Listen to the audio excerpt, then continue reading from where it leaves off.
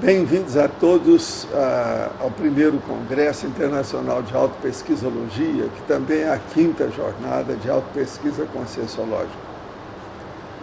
Nós vamos falar sobre autopesquisologia, ou seja, a pesquisa que a pessoa mesma procede, desenvolve, investiga, analisa, faz abordagem técnica. A análise, antes de mais nada, é exegética, é exegese. É o processo da hermenêutica. É a pessoa ciscar, ela procurar investigar. Isso é que é o processo que nós chamamos aqui de pesquisa. O termo real mesmo é experimentação. No caso, é autoexperimentação. Agora, a partir disso, nós temos a conscienciologia. A conscienciologia estuda e pesquisa a consciência, ou seja, você. Então, é um processo que envolve a condição do pesquisador ou da pesquisadora. Sendo assim, isso é totalmente diferente da ciência convencional. A ciência convencional, a da academia, a da universidade, aquela que é aceita oficialmente em todas as revistas e na mídia científica, ela prima por determinados princípios que exclui a pessoa do pesquisador ou da pesquisadora. Então, veja bem, o certo, o correto, o princípio, os fundamentos da ciência convencional, eles exigem que o investigador fique o mais distanciado e isento possível da pesquisa. Ele não pode influir na pesquisa ou carregar qualquer coisa sua, algo seu, sobre aquele objeto de pesquisa. Então isso é uma tolice enorme, imensa. Por quê? É impossível. Uma pessoa só de pensar num objeto, num assunto, num desiderato, numa meta, num objetivo de investigação, ela já envolveu as energias nela com aquilo. Então a pesquisa não participativa é praticamente impossível. Então, primeira coisa, a ciência convencional está furada. Por quê? Começa por um erro básico. Isso tudo vocês podem falar que é um eufemismo científico. Agora eu falo que é um dogma científico. Então, a ciência convencional é igual a religião. Está cheio de fanáticos e uma religião científica. Por quê? Eles colocam dogmas, falácias. Eles estabelecem e determinam verdades absolutas sobre o assunto. Tudo errado. Então, essa é a nossa predisposição inicial, soco na cara e fratura exposta, de impacto-terapia, para mostrar o que é o processo nosso de autopesquisologia conscienciológica. Então, dentro do processo dessa autopesquisa, essas bases, nós temos também uma outra diferença. Não é só o problema da energia consciencial que eu estou falando, a EC. Não, tem outra coisa séria. É o parapsiquismo, autoparapsiquismo, a autoparapercepciologia.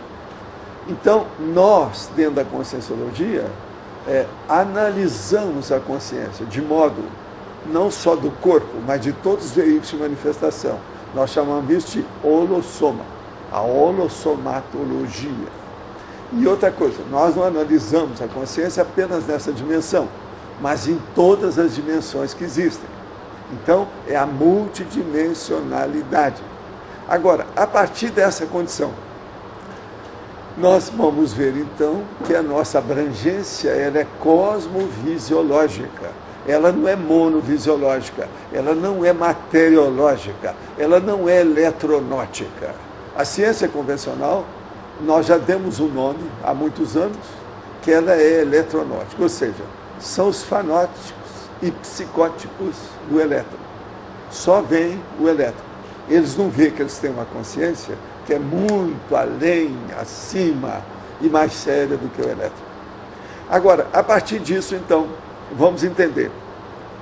Colocando o processo da paraperceptibilidade, ou do autoparapsiquismo, dentro das pesquisas da pessoa, ela tem que começar a analisar os processos. Então, eu divido em 3 condições isso aí. Primeiro, o seguinte: a autopesquisa, a pessoa tem que ver quais são os seus autotrafares, o seu megatrafar e o seu megapensene pessoal do pesquisador. Com isso, então, ele vai ver qual é o megatrafor que ele tem. Por quê? Nós só podemos combater os trafares, através dos megatrafores, que a gente já dispõe. A maioria daquelas pessoas que nós trabalhamos, praticamente mais de 90%, são intermissivistas, ou seja, fizeram o curso intermissivo antes de ressomar, antes de renascer aqui. Essas pessoas são polivalentes e versáteis. E elas têm autoconsciência de uma parte básica do problema da programação existencial.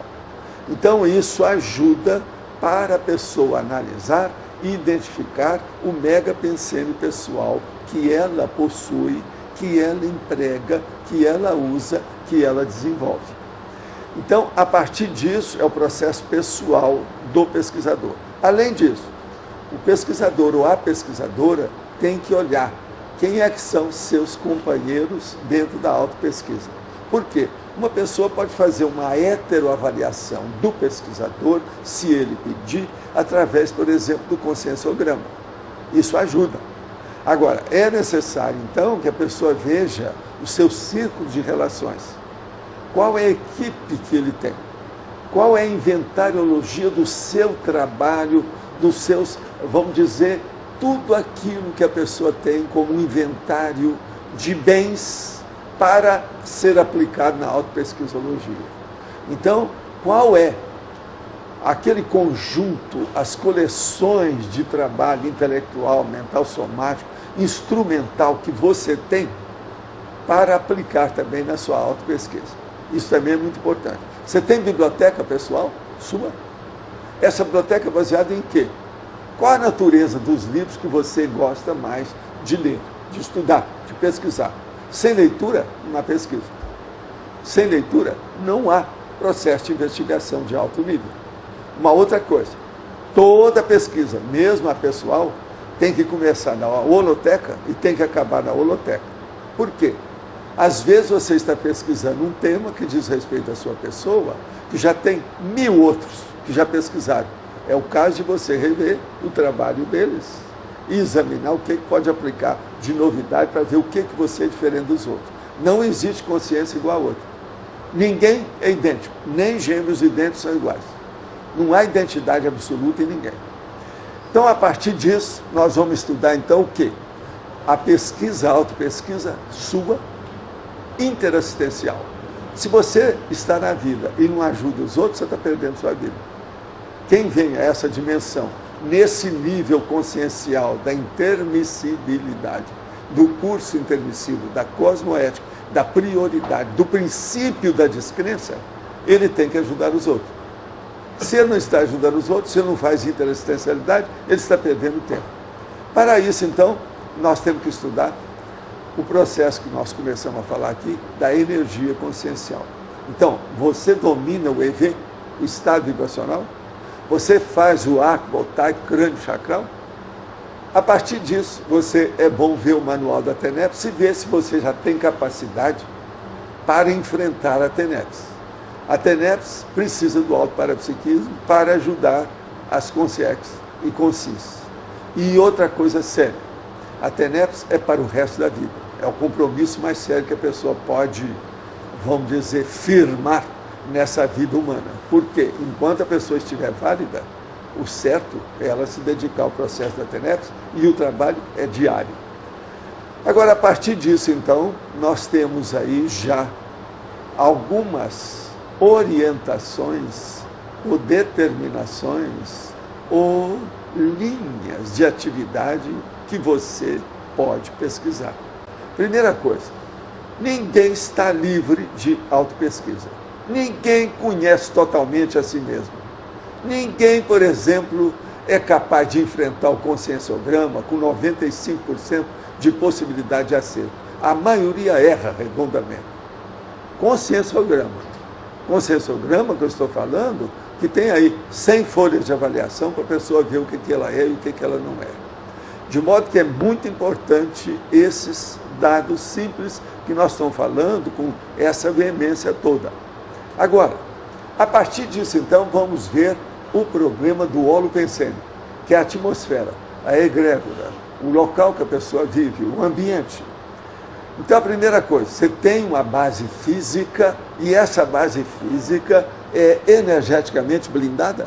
Isso é muito importante para fazer sua autopesquisa. Outra coisa, qual a sua profissão? A sua profissão é doadora ou não? Existem profissões que são doadoras. As que são mais doadoras são da área da saúde e da pedagogia do processo da educação. Agora, junto com isso, como é a sua vida para ver as relações mais sérias? O primeiro próximo que você tem perto de você, além do processo daquele participante do casal incompleto, é a sua dupla evolutiva. Nessa dupla evolutiva, você tem um duplista, ou a duplista, ou o duplista. Isso é muito importante. Outra coisa na autopesquisa que é sério, seu pé de meia. Se a pessoa não tem pé de meia, se ela não tem uma noção econômico-financeira, para ela se libertar e não ser escrava dos outros, nem de parente, nem do advogado, nem de médico, nem de alguém qualquer, ou de um professor ou qualquer coisa, ela tem que ter liberdade de ação, livre-arbítrio, manifestação própria dela mesma. Então, a partir disso, é muito importante ela ter um pé de meia. Outra coisa, dentro dessa condição externa, básica da própria vida, a programação existencial exige, para a pessoa sair melhor, coordenar, ordenar, disciplinar os seus próprios trabalhos. Então, com isso, ela precisa de um processo sério. Quais são os projetos de pesquisa que ela tem? A curto prazo, a médio prazo, a longo prazo e a longuíssimo prazo. Longuíssimo prazo, às vezes as pessoas não entendem, mas, por exemplo, qual é o seu trabalho, ou a Mega GESCOM, a sua matéria ou obra-prima que você vai fazer o auto-revezamento? Isso é a longuíssimo prazo, porque atinge essa vida para atingir as próximas. Então, vamos entender. Dentro disso, então, antes de começar o processo todo, você tem que ver, você está ainda na fase preparatória ou na fase executiva da sua autoproex, da programação existencial. A fase preparatória vai de 1 a 35 anos numa vida de 70 da média que está por aí.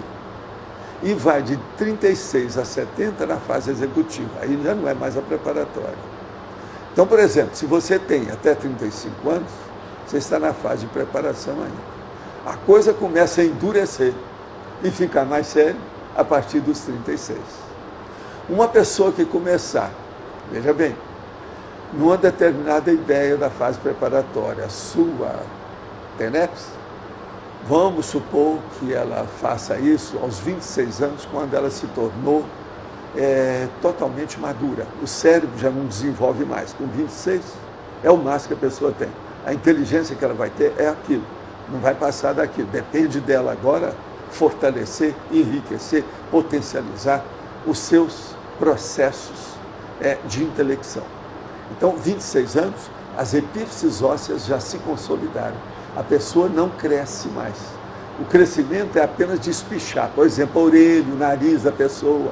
Uma pessoa, por exemplo, na minha idade, tem a tendência de espichar a orelha e o nariz. Mas não cresce mais nada. A cabeça não cresce. Mas nós somos capazes de fazer renovação dos neurônios, que são as células cerebrais, o tempo todo. Depende do modo da gente viver, se alimentar, dormir, fazer exercício, cuidar do corpo. Se a gente faz isso, nós podemos fazer